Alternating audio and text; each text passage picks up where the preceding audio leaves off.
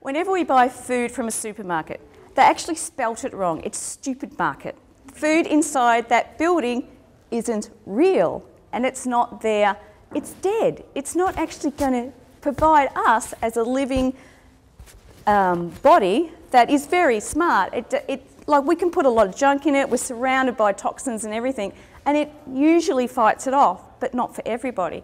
So whenever you go into a supermarket, you are saying, yes, yes, keep supplying this food to us because we're going to support you because we're too lazy to grow our own or whatever. So rethink, you know, and it's very empowering when you don't need to go to a stupid market very often. So what we've got to remember and remind ourselves when you're having a bad day with, you know, all those kids, that, you know, this is often an expressway to a graveyard to most people.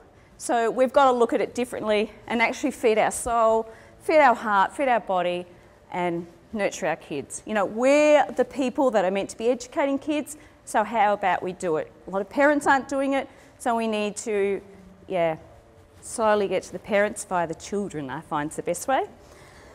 And look, I can spit out statistics, but if I got time at the end, because I love statistics, of just the amount of sugar, which just feeds cancer, pesticides, herbicides, etc. We'll go through that at the end, just as a bit of a positive ending to motivate you all.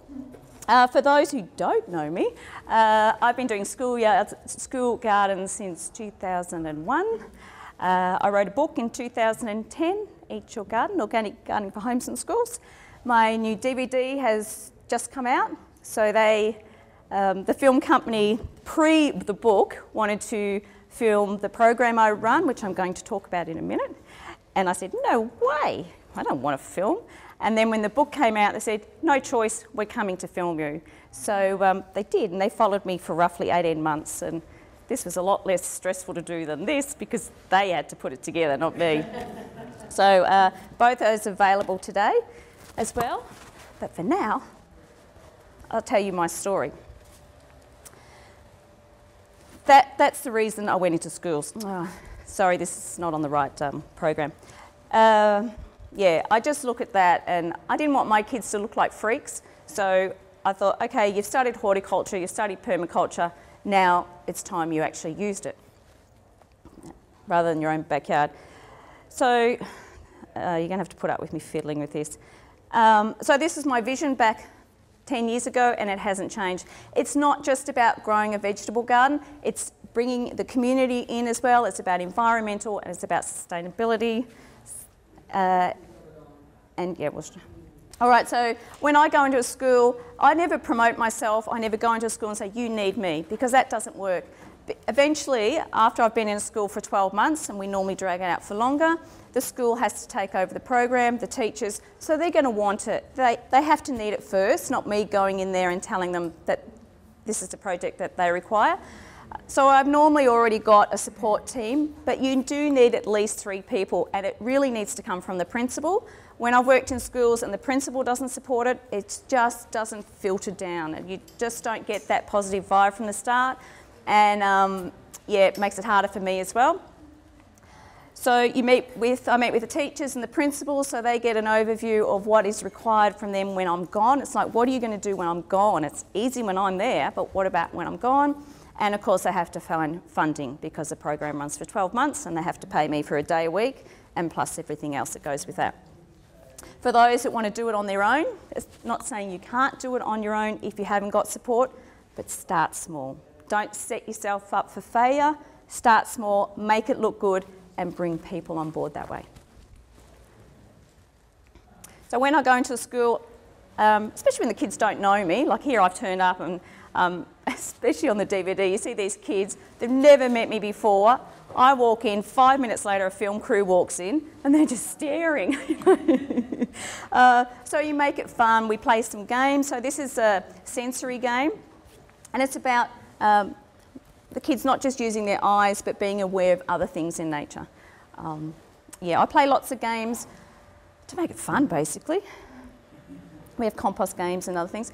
And then the whole program, the 12-month program, is about empowering the students with the information. It's not about me going in saying, this is what we're going to do, that's where we're going to put it, and that's what you're going to do now. So I go in and show them other examples of schools and community gardens, possible ideas for design, and allow them the freedom to just let their minds go wild with ideas. And so this goes over... Leonie, do you work with one set group of children? So is there a group of 12 children or 20 kids who work with you, or do you work with different kids? I work with normally about 4 different classes, whole classes at a time, and preferably upper primary. It doesn't quite work with lower primary. We have nice patterns. But whatever is thrown at me, that's what I have to deal with. So ideally, if you were starting, you would suggest us to start with what stage? Year 5s, Year 6s, they're the best. Yeah, because they understand it and they're more likely to take those skills with them later in life. So, yeah, so once every student has come up with their own design, then we have the fun of trying to make it into one class design. And so I normally break them into groups and they can only pick one. So for example, if you're one group, you have to agree on just one thing that you want on that final design. So that's when I sort of go along and manipulate their thoughts just a little bit, get the spaceships and stuff all out of there. And then we put that on a big sheet and we go outside and they have to mark out the area. So the area, similar size to this classroom, it varies, depends on schools. Get out the ropes, get out whatever, mark it out, and then they decide, they can see for themselves, okay, that star is not going to fit. You know, we can't move through the garden if that star's there. So it's really good for them to go, oh, that doesn't work, but this does. So we do that with every class. Then I take those designs home and I come up with the final one. So those 4 classes, I do that. I try to include, you know, what is most important. And for most schools, it's a herb spiral, it's an arch. It's often the initials of their school. They're really quite proud of their school. So, for example, now, the people that did the DVD did this graphic that doesn't look like this when we do it. So this is Our Lady of the Rosary. I'm still at this school. I've been there over 4 years now and I'm just part of their furniture. So that's okay. So it's an O and an L and an R.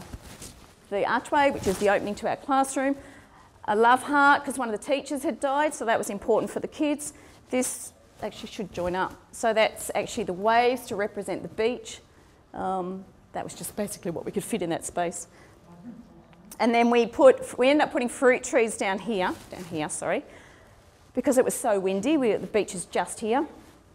But we had 2 years of really, really, really wet weather, so that didn't work. So now the fruit trees are over here. They used to be flowers, now they're fruit trees. So it changes all the time too. It's the beauty of being somewhere for a long time. Yeah. Okay, so once we've come up with our final design, then we need to get resources. We've already got the funding usually for the whole lot, but that still doesn't mean I'm just going to use the funding because I'm trying to teach the kids about environment. So we talk about that and for them to get whatever they can. And it's also about building communities. So building communities, our 2 big days are our setup day and our harvest day, which comes at the end. Setup day is about the whole school coming together to put that design in place with the kids. So a way to engage parents is obviously send notes home with the kids, keep revving up the kids. Oh, have you spoken to your parents? Are they coming to help? What about grandparents? Yeah, get people excited about the idea. On the day, what works is have a coffee van there at the first thing in the morning. That really works. And cook them lunch. That keeps them there longer then. And we don't need a lot of volunteers. About 20 is ideal over the day, especially I need lots of men at the start to put the rocks in place for the herb spiral. And just sort of keep an eye on the kids a bit. I've only got 1 set of eyes. Okay, then the resources, sorry. Yeah, things and people. So we just talked about the people. Different places I get resources is restaurants. I get absolute boxes, polystyrene boxes of preparation scraps from just one restaurant. I could go to as many restaurants as I like. They're beautiful, that's a good one. The tip's getting very expensive at Noosa, isn't that ridiculous? People's backyards, building sites, Yeah, they love me telling those things in Noosa. Local businesses, coffee shops. You know, just, it's amazing what you can pick up. And this is what a setup day looks like. So I come in early, I mark it all up on the ground, and then it's all no-dig gardens, and these are the different things that are going on. Everyone gets involved, any age group, and they just love it. And when you work at a private school, you can tell them they can get dirty. And they do. Herb sparrows, so getting them involved with that. And this was my first ever garden set up, and I was worried no one would turn up. We did this one on a Saturday, and I had 78 volunteers turn up, which I think is more stressful than not having any. But there's that Love Heart garden, and that's still really important to them. And then obviously once we've set up the gardens, going over the, you know, do we plant seeds, seedlings, the variety of food, how big does this little seedling get? You know, does the zucchini get this big, does it grow up? Just going through all those things that, well, adults haven't got a lot of idea about that, so how are the kids going to know? And teaching them the correct way to plant and different things like that, seeds. That's Our Lady of the Rosary. And, you know, it's not the flashiest looking garden, but they are so proud of it.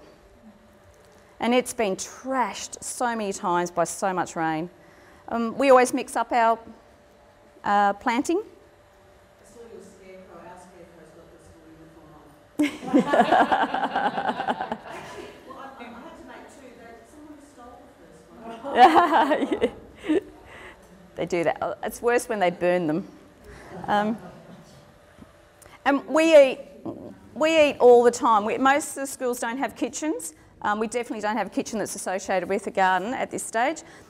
But we cook all the time, and MasterChef has been so good for that because we often have the play-off. The kids want to do the MasterChef play-off, and sometimes I turn up with recipes, and most cooking stuff's in the back of my car. But you just let them go, and yeah, they have bizarre combinations like fennel with chocolate mint with, you know, kale and da-da-da, but, you know, and they'll discuss it. They'll all taste each one with their plates, and yeah, they're really complementary to each other, and they'll give it a go. They're fantastic. Summer's the big time where people go, oh, what are we going to do, you know, with the gardens? Put in a green manure crop. It's the best thing. It's going to, you know, break up your cycle, it'll do your soil building, and not have your soil washed away, in our case, with rain. Schools always panic. Coming back term one, oh, the garden's a mess, the garden's a mess. A lot of schools do actually have a vacation care within the school grounds, and in the school where my daughter goes, and that's who looks after the garden in the school holidays. They kind of, you know, they roster them on to go and clear the water or do the weeds. Yeah, yeah. So it doesn't necessarily have to be a big problem on the holidays. No, but often it's hot too, and no one really wants to be in the garden. It's just an option of when, a good way to do your soil building program, and also when they come back, you know, second week of term one, all the students can come out in the garden, they can all come out with their scissors, and they've all got a job like that, and it's just a fantastic way to start term two, and they're hot, I don't know who they are, they're all a bit wild, and yeah, it's great, and then you leave it for a couple of weeks, and they're shots I brag about, they're my nodules, so that's a good green manure crop. This is summertime crop appropriate to our area. So this is the mug beans, and it's been inoculated with a mung cowpea, and we put millet in as well. But if you haven't got money, or if you want to bulk it up a bit more, I put a wild birdseed mix in. So yeah, so that's not going to give you the nitrogen, but it's going to give you the bulk. So this is another school which had a major problem with scrub turkeys. So we had to put this massive structure over it. The disadvantage of that is you're blocking out your birds. So you solve one problem, but you've caused another one. It's get a lot more pests in there. And yeah, but we would have had nothing if we didn't do that. And putting nets on every day just doesn't work. That school always gets vandalised, so they're always ripping the nets. It's the only school I have the problem. Yeah, so setting up, having a variety of foods, and And putting in foods that the kids aren't used to. Put in your bitter foods, your foods for health. In my book, I've worked with Isabel Shippard, she's very well known on the Sunshine Coast, but should be known Australian-wide for her fabulous books on herbs, Herbs for Life, I think it's called. And she worked with me to do the list of the 10 most important herbs that students should have, which aren't your normal herbs for their brain. And what's that? Eden seeds, if you Google Eden seeds, you'll find them. Oh, okay. Eden seeds, yeah. Thank you. And I also sell that people call these seeds organic. And so what? Their seeds are organic. Yes, yes. Thank you. And it should always be putting in organic seeds, but we sort of spoke about that last time. So at the start we buy in a lot of things because we haven't set up the resources. We might have made a compost or whatever, but it's really important that we've got to think, or I've got to think long term, where that money's run out and we should be more sustainable. So you'd be familiar with a lot of these things, your worm farms, your compost systems and different compost systems. What's the one on the right? Is that the worm bin? The blue one? Yes. Yeah, you can get fancier sort of worm bins these days, so that look like that. And at one school we've got the massive, I can't remember how many litres they are, like they're massive worm bins like this. They've got 6 of those set up on a platform, and this is your Mundy State School. It's right near the market. So the market brings up all the scraps. They provided the bins, they bring up all the scraps, so these worms are fed all the time. The school uses all the resources from there and sells it back. They have a stall at the market, so they learn about marketing and they get the money from that. They sell the worm juice, the worm castings, and yeah, so it was great. What sort of bins are they? They're like these, but they're bigger, industrial size ones, like they're massive. Yeah, they're commercial bins, but they're perfect. Absolutely. I mean, what a great relationship. The Mundy market wants to be seen as more environmental. Here was a school close by. School, all it has to do is take the stuff out of it. Brilliant. So did twins have drawers to take out the castings? Oh, take them from the top. Yeah, so we just move aside the worms and then take the castings out. And they've got the tap underneath for the juice. So, yeah, look at who can partnership, especially when people these days are trying to reduce their resources. Oh, and do kids like gardening? Will they eat the food? There's some little shiny faces. You know, and the fight's always on. I remember getting petrol the other week, or a couple of months ago now, and I don't know where kids get all the money from. Here they were buying those Red Bull drinks or whatever, those sugar, and then buying all these lollies. And this is 7:30 in the morning, and then I drive into my one of my other schools that's on the DVD, and here's all the kids picking off a snow piece. Oh, do we make a difference? And the other thing, because I'm about building community and celebration as well, is having harvest days. Now, every school embraces it differently depending on the support I get. This school went with an Indian theme and just the cooking classes were involved. Our Lady of the Rosary is my pride and joy. This is last year's harvest day. We've just had one this day. Because I've been there so long, it starts to infiltrate the whole school and the whole school community. So the first year when we had a harvest day, it was just the 4 classes I cooked with, and that was all good. And we eat off plates, leaves. We grow the leaves or source them from friends' house, haven't got enough, so that goes in the compost or the chooks. And I think we had dancing that first time. The next year, when I said to the main teacher I work with, okay, who wants to be involved for harvest day this year? She came back and said, every teacher wants to be involved. I went, that's 400 kids. And I went, I can only do that if you promise me I've got a strong community backup. And that school I have. And so let's move forward a couple of years. This year was similar to these pictures here. Every single classroom becomes a kitchen because we have no kitchen. So the parents bring in whatever's required for the recipes that are pre-decided. The parents go off and buy whatever things we need from the supermarket that can't be sourced within our garden. And the different classes decide on the activities for the day. All I do is organise Costa for the day, pick him up, we harvest the food, one knife, one parent, because they're big knives, and just make sure everyone's harvesting all the food that we need. The rest of the day, all I do is float. It's the least stressful day for me, and that's the way it should be for a change. And I remember everyone had cooked the food. Here I am, I've got the dance, there's dancing, there's singing going on, there's scarecrow making competitions going on. We had pumpkin rolling competitions, we had gumboot throwing because it was the year of the farmer, had a tractor, a lot of people had never seen a tractor, we had baby animals. For a couple of months leading up to it, under the principal's guidance, the principal is brilliant. They had been designing a bike to pump the water from the water tank to go in the garden, but they were having races to see how many litres, who could get the most litres into garbage bins. And I just stood back, I had to go up and check on everyone, and I just stood up there and went, this is it. This is what I want. This is the perfect example of what I wanted back in 2001. And yes, it's happened at different degrees, but you know, here all these parents just going, wow, wow, and the kids just having a ball. So, and we have like a bucket of rubbish by the end of the day. Just so what? No, I'm sorry, but it was really wonderful. Do you grow condiments? What's that? Condiments? Oh, so that's a good story as well. Okay. Because I hate disposable, I absolutely despise disposables. So the teachers and I had a competition who could buy the cheapest forks from op shops and garage sales and etc.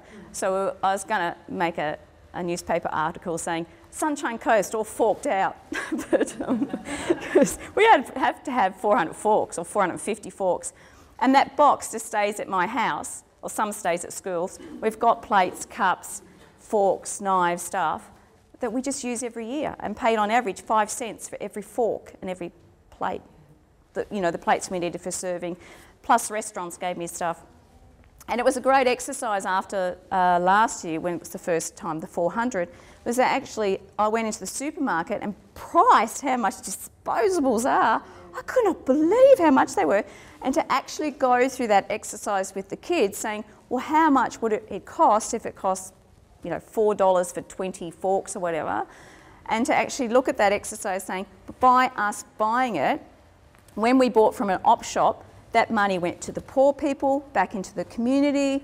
We haven't put anything into the tip, into landfill, and we're going to keep using it. And next year we don't have to buy any because it's already there. And it was a really good exercise, especially the schools right on the coast that I work with. They're more affluent, disposable type schools. So every harvest day is different. This one down here, that's a country school. I got a chef in to cook with us for that one, and since then he's gone, I'll cook at any school, so that's fantastic. They raise the chickens for that day because it's an ag school as well. So they went through from chicks to whatever. We were finalists for the paddock to plate for Queensland. Darwin bet us. And that was just a great experience for those country kids to go through that, to work with a chef. It was so foreign for them. Yeah, so just another way to do it. Yeah, each school's different. Oh, I just snuck these ones in, a bit off, just to give you some other ideas. I've just started to work for a community garden, and it's under the umbrella of United Synergies. So it's all groups that are at risk, but they've all worked. Like, I didn't know how I'd go because I've not worked with teenagers before, but I'm just loving it. So initially we started this spiral and we bought those Besses in just to get up and going, but it's the people that live in that area too haven't got a lot of money, so I don't want to be buying in more things to show a community garden. So I'm teaching them to get resources for nothing and what we can do with them. And these are the boys working away. I've got a, what do you call rock guys? Stonemason. I've got him there at the moment teaching the boys how to do rock walls. And they're just loving it. And yeah, so we've got hay bales donated, so we're doing hay bale gardens with them. We've got teenage mums, so we've made a scarecrow. It's work and no one's vandalised the place. And that's the plate of food we ate last year at that harvest festival. So I sort of just chucked those community gardens ones in there. So it's just, you know, obviously we had to buy some of that stuff, but lots of healthy food in there and exposing the kids to new foods as well. And then the plate goes into the chooks or the compost. That's me. That's me, you know that. And also I've got a competition at the moment, that's nice and blurry, but go on my website. I've got bookmarks, business cards and stuff all up there where you can win a whole heap of prizes. And that's, you just got to send in your best garden tip, and that's till March next year. And I haven't got internet, so you can't look at the trailer. But yeah, so there's different ways to do it, and each school I've had to do it a little bit differently depending on the support, the resources, all that sort of thing. But at the end of the day, it's still teaching the kids and exposing them to fresh food and possibly even changing their direction in life with, you know, hopefully they'll go on and become gardeners, because I can't do it forever. When you start in school, is it like a contract, like a beginning and an end contract, or do they bring you on for a day a week? Or? Yeah, I normally go in for 1 day a week. I give them a quote. It's for 1 day a week for 12 months. But one of the reasons I also get them to get recycled goods in and second-hand and donations, so we can drag that 12 months out even longer. You know, on paper I'm there for 12 months, but I encourage them to. So that's the only way you work? You don't maybe do one-off kind of consultations or anything like that? I'm starting to do more of that. I've just been out west to Roma, and so I'll go out west a few more times to get them up and going. There's a couple of reasons I've decided to do that. It's now very hard for independents to get funding, and that's why it's really good to have this conference, because us independents need to pull together again and work out how we can fight for some money. And also when I talk at garden expos and things like that, I get a lot of people that are way out in the country that say they just need help. Especially if you're in Noosa, you know. There's only so many schools I can do. I've done 20, so I'm running out of schools in the area as well. Yeah, and I thought, well, you know, I want to help these more remote communities, so I am starting to think that maybe, and Roma was a good test. I've been at Blackhall and now I've been at Roma.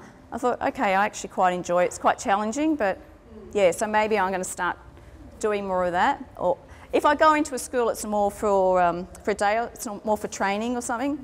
Train the teachers, train parents. Yeah, so there's lots of different things. Hello, Dan. You're obviously a super woman. Do you have like an offsider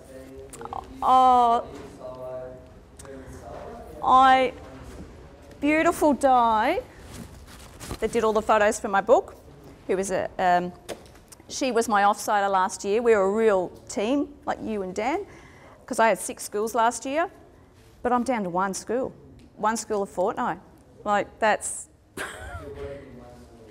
Yeah, and the community garden. Even the schools that want me can't get funding. They all just get told to go and get SA funding. So, yeah, so now it's back to me, and I really miss having her there. And it was awful because, you, as you would know, it takes so long to train someone up, and she brought that artistic side, like where I've got my games that I make. She had started to do this, you know, she'd go, I think I can do another set for you, Leonie. And we were starting to work on all these resources that we were going to put together and stuff like that. But when you say you do cooking in the classrooms on sort of harvest days in each class, is that hot cooking or just cold? So what sort of heating equipment do you use, and is there a problem with insurance and health and safety and all that sort of stuff? As I say, this school, OLR, like some schools, and another school which I had 2 harvest days in 1 week, and you know the other school was pushing to have similar numbers because they knew what this other Catholic school did. It's like, you've never had a harvest day, and you want me to, you know, to perform, like cook with 300 kids or whatever, and then they turn. I didn't take the call over the weekend, which was a very wise idea, because they were ringing up to say that another 2 classes were going to get involved, but the children couldn't use knives. Yes. I ignored that. How are we going to cook without the children using knives? So anyway, no one lost their fingers, and they all ate. But so that school was every school's different. OLR, brilliant principal. We're allowed to cuddle the kids. wild things like that. They're allowed to do cartwheels, throw balls. They're about to get goats in the school. I don't know where they're going to put them, but they're going to put them there because he wants to see them exposed to animals. And he's just a brilliant principal that just goes, look, these kids need life skills. So we bring in the fry pans, we bring in whatever's needed. Parents are there, teachers are there, show them some responsibility, but you would not get away with that at a lot of schools. You got to know what you're allowed to deal with. Do you have one or two harvest days? Just have the one harvest day? The one big festival, yeah. Normally term 3 because before it gets too hot. Yeah, but it depends on the school. Yeah, that's right. Seedlings, when the kids are growing the seedlings, what happens just over a weekend and watering them? Do they take them? And what? Yeah. Okay, so our soils, I'm big into soils, so we have really good soils. We have a lot of things within that soil that hang on to moisture. So hopefully if they've been watered Friday, they should survive to Monday, but if we just put them in and it's going to be really hot weather, we might make little shade things for them, so put bracken up or put little teepees over them and weave some little grasses through, or a parent comes in and waters. Normally a parent, yeah. So. They can get access outside the little school building. No. But once again, that. No, I've never put in a watering system. I want them to. Well, I just think they need to learn that. Well, for a start, because we've got good soils, they don't need to be watered all the time, and it's actually quite good therapy to get the kids out there and water, and realise that you don't water like this, that you actually have to stand there and count, and bigger plants need longer, and this is a moisture meter and stuff like that.